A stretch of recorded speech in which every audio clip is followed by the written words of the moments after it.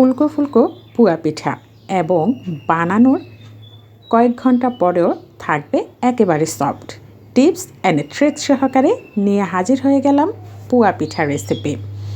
আসসালামু আলাইকুম বন্ধুরা, সকলকে স্বাগত জানাচ্ছি ফারহানা সুলতানা লিজা চ্যানেলে। কিভাবে তেলের পিঠা বানালে পিঠেগুলো হবে একেবারেই সফট এবং থাকবে ফুলকো ফুলকো, সেই রেসিপিটি তোমাদের কাছে শেয়ার করব। আশা করছি শুরু থেকে শেষ অবধি সাথেই থাকবে। তাহলে এখন মূল প্রসেসে চলে যাচ্ছে। নিয়ে নিলাম 1 বাটি পরিমাণ চালের গুঁড়ো। আমি শুকনো চালের গুঁড়ো নিয়েছি, তোমরা শুকনো ভেজে যা খুশি নিতে পারো। দিয়ে দিলাম 1 বাটির 4 ভাগের 3 কাপ পরিমাণ ময়দা। দিয়ে দিয়েছি চিনি এবং স্বাদমতো লবণ। এক্ষেত্রে ইচ্ছে করলে গুঁড়ো দেওয়া যায়, আমি চিনি দিয়েই পিঠাটা বানিয়েছি। এখন মিশিয়ে নিচ্ছি সবগুলোকে একসাথে। আর গরম পানি দিয়ে, অর্থাৎ কুসুম গরম পানি দিয়ে কিন্তু আমি পুরো ডোটা রেডি করে নেব। আর একটু একটু করেই আমি পানিটা দিব, একসাথে সব পানি দিয়ে দেওয়া যাবে না, একটু একটু করেই ডোটা রেডি করতে হবে।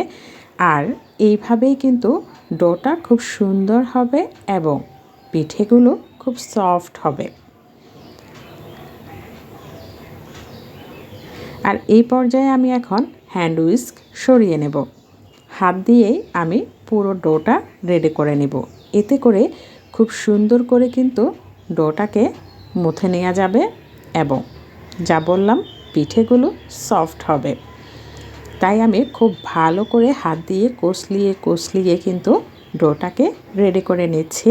তোমরা একটু ভালো করে দেখো আমি কিভাবে করছি। কুসুম গরম পানিটা এমন পর্যায়ে থাকবে যে হাতে গরমটা সয়। আর একটা কথা, সেটি হচ্ছে তেলের পিঠা। সব সময় কিন্তু তেলের পিঠার ডো খুব বেশি পাতলা বা খুব বেশি গাঢ় করা যাবে না, মিডিয়াম অবস্থায় রাখতে হবে। আর আমি তোমাদেরকে দেখিয়ে দিচ্ছি ঠিক কীরকম হবে এই ডোটা, তাহলে কিন্তু পিঠেগুলো ফুলকো ফুলকো হবে। ঠিক এরকম একটা ডো তৈরি হবে। এটি আসলে মুখে বলে বোঝানো সম্ভব নয়, তোমাদেরকে দেখেই বুঝে নিতে হবে। এই পর্যায়ে দিয়ে দিলাম চুলায় একটি কড়াই। তেলগুলোকে খুব ভালো করে গরম করে নিয়েছি। আচ্ছা, তেলের পিঠা সবসময় হাই হিটেই করতে হয়, আর তাতেই কিন্তু পিঠাটা নিজে থেকেই ফুলে আসবে।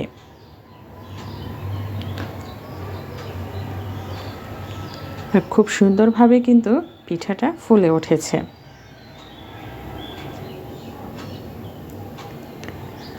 উল্টিয়ে দিলাম পিঠাটাকে, আর আমি পিঠাটাকে একটু ব্রাউন করে ভেজে নেব।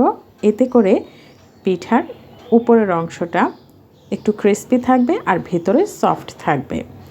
যদি আমি গুড় দিয়ে পিঠাটা বানাতাম তাহলে এটি এমনিই ব্রাউন হয়ে যেত, আর ব্রাউন করতে হতো না।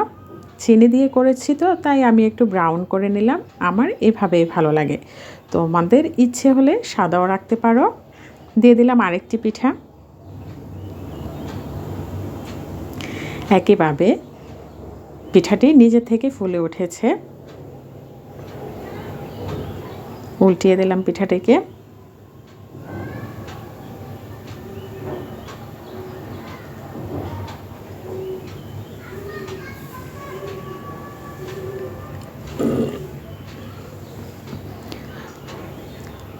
দিয়ে দিলাম আরেকটি পিঠে। সেমভাবে আমি এই পিঠাটিকেও ব্রাউন করে ভেজে নিলাম। এভাবে একে একে সবগুলো পিঠেই তৈরি করে নিব। তৈরি হয়ে গেল আমার সবগুলো পিঠা। তো বন্ধুরা, বুঝে নিয়েছো নিশ্চয়ই কিভাবে পিঠা তৈরি করলে সফট এবং ফুলকো ফুলকো হবে। আজকের জন্য তাহলে এই পর্যন্তই।